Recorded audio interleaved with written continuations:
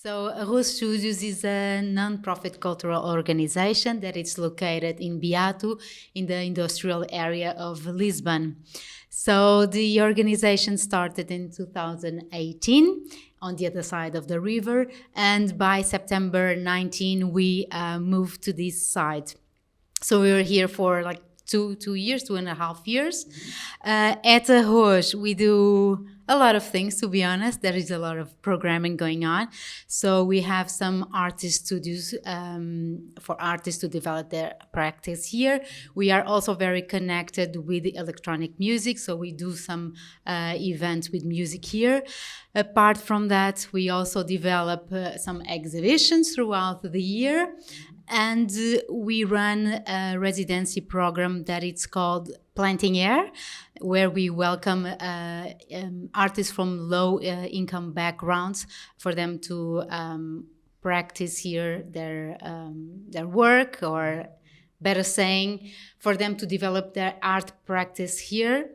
This project is funded by Near Protocol. So at the same time that we set 2 studios available for them to work, we also integrate them into the Near ecosystem for them to learn more about crypto art and how to better pay, or how to develop their practice more sustainably.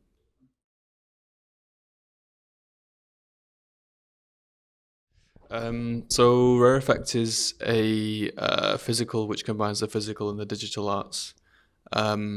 Basically, it came about through some developers coming from Berlin, seeing the studios at the later stages of the pandemic, and they asked to start a project with us. And at that time, NFTs were very like primitive thing. Not really, like, people didn't really know very much about them. That was late summer 2020. And yeah, we decided to host a like physical digital exhibition, which is combining like the digital and physical arts with like making use of blockchain technology, basically. So yeah, the first one was held purely virtually in the metaverse in February of 2021. The second one was one of the first physical NFT exhibitions in Europe, which was in May 2021. And since then, we've taken it to Boom Festival, which was a lot of fun. And we're planning Rare Effect 3 now, which is got funding from the Portuguese government, DG Arts, as well as Near Protocol and a lot of different other organizations as well.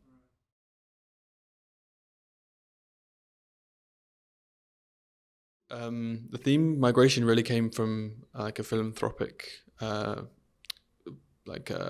mindset, basically. So we really wanted to raise awareness on freedom of movement, climate migration, basically humans like needing to migrate. So that covers everything from refugeeism to like climate migration and other types of movement of humans.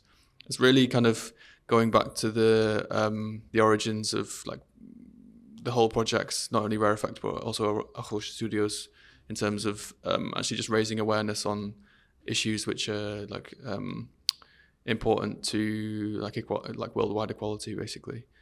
Yeah, I was just going to say there's a couple of other themes as well. So it's not just on like freedom of movement. It's also on like technological migration. So, for example, there are 5 or 6 different themes within the Rare Effect overall theme. 2 of them are on technology. So one of them is transhumanism, which is basically the migration of the human consciousness onto computers. And there's also one about flocks, pods, swarms, that's around animal migration as well.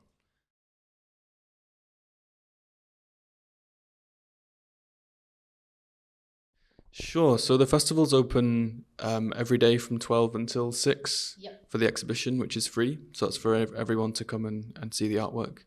And then we also have electronic music events from 8 until late, which have a whole host of like internationally known electronic musicians. So we're flying a lot of people in from all over the world, actually.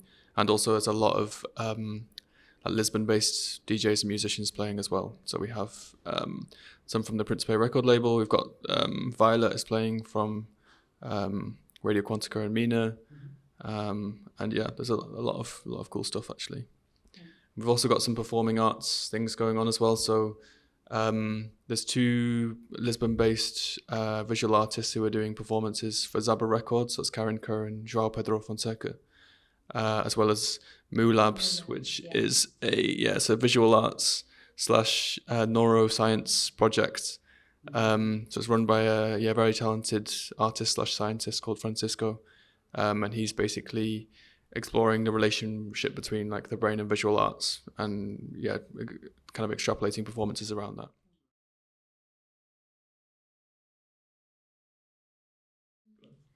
Well, depends. A lot of value, I would say. So from my side, what I can speak more, maybe related to the programs that we develop here in terms of residencies, is more into opening a new vision for artists where they can actually think about how their artwork can be more profitable as well.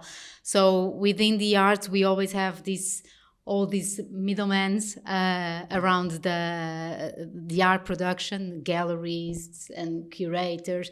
So for me, it's more the point, from my point of view, is more establish a more direct relation between the artists and the collectors or the people who want to buy their artworks.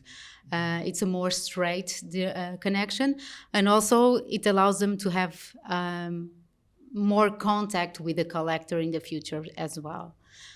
Yeah, there's the direct-to-seller element. I mean, I think technology's it's always provided new mediums for artists, you know. So you have like light artists, you have people who are working with generative arts now. So we have a few different arts installations that will be present at Rare Effect, which are created by artificial intelligence. So they'll have an internet connection, and the user can propose, for example, something for the AI to draw, to create, and that'll go up to the cloud, and an AI will create that. So there's lots of different mediums for as technology develops. I think there's more and more mediums that come through that artists can experiment with. As Cátia was saying, I think with blockchain technology, it just opens up a whole new way for artists to actually communicate and sell their artwork, and it's kind of the transparency around that, which I think is really beneficial. And as that technology becomes more and more integrated within our society, I think artists can be like some of the winners of that. Well, that's our hope anyway.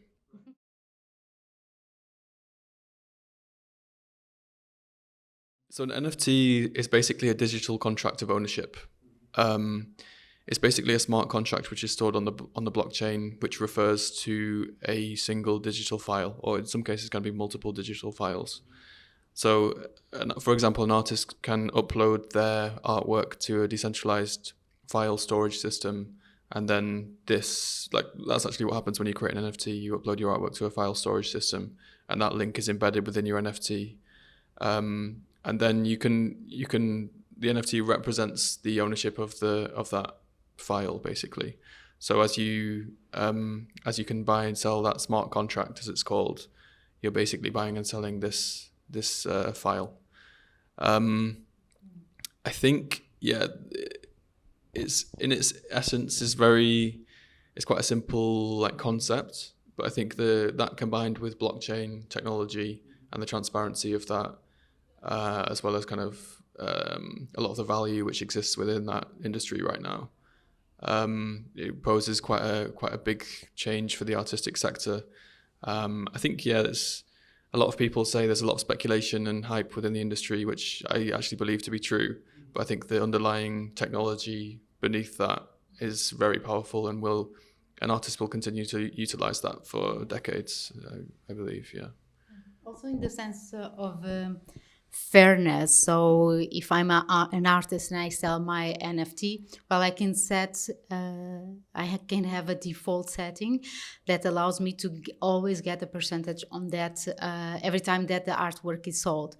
So in 10 years' time, if any artist is still selling their NFT, or the person who bought the NFT is selling again, the artist will always have a commission on it. So for me, it's also more this fair sense of the process.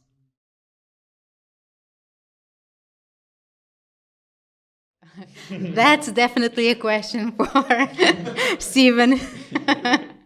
Yeah, I think I'm eternally optimistic. Yeah, for sure. So about most things, not just the future. I think I think there's a few different kind of I'd say global and geopolitical issues which are kind of facing the you asked like a very like broad question, so I'm going to give you quite a broad answer. But yeah, there's a few like really big issues which are facing the human race right now, including like various wars and also like the climate crisis. I think this is kind of one of the reasons behind the theme of the exhibition, is to try and raise awareness of some of these issues. And I hope with technologies like blockchain and decentralization, we can use it to kind of combat some of these things. I think it's already been seen in some circumstances, some countries using blockchain. Like, for example, in Ukraine, they've been using blockchain technology to raise funds because a really, really big blockchain-based community. Actually, the protocol that is that Rare Effect is based on is actually a Ukrainian protocol. It's founded by the Ukrainians. It's called Near Protocol. They're now based in Lisbon now, actually, so the founders are here. And I think, I'm a big believer that technology can play a part in that. There's going to be many ups and downs to come, but I think, with transparency and decentralization, it's going to, there's a positive path for sure. Thank you so much. Yeah. Thank you. Okay, thanks.